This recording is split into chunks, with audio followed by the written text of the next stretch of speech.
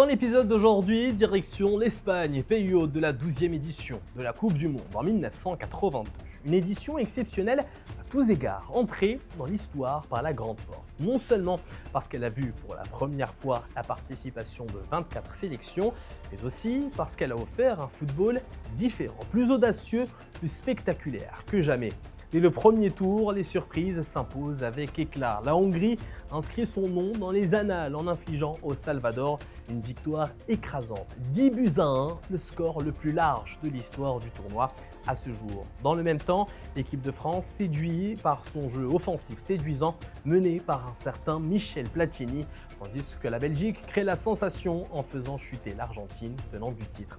Et l'événement majeur nous vient d'Afrique du Nord puisque l'Algérie écrit une page mémorable en s'imposant face à l'Allemagne de l'Ouest sur le score de 2-1, l'une des plus grandes surprises de l'histoire de cette compétition planétaire. Malgré cet exploit retentissant, l'Algérie quitte le tournoi dans des circonstances douloureuses à la suite d'un match controversé entre l'RFA et l'Autriche qui suscite de vives critiques et met fin à son rêve de qualification.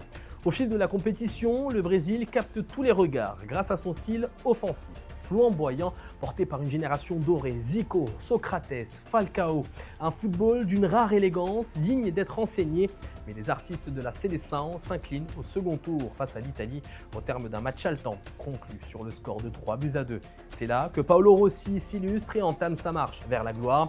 En demi-finale, la France et l'Allemagne de l'Ouest s'affrontent dans l'un des matchs les plus mémorables de l'histoire du football. Une rencontre achevée sur un score de 3-2 après prolongation, avant que l'Allemagne de l'Ouest ne l'emporte au tir au but au terme d'un affrontement dramatique et inoubliable.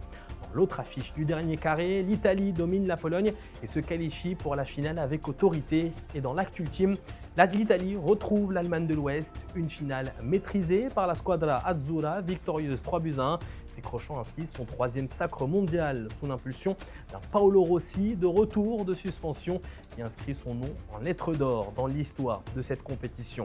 Notre prochain numéro, direction le Mexique, théâtre de la 13e édition du mondial en 1986. À très bientôt.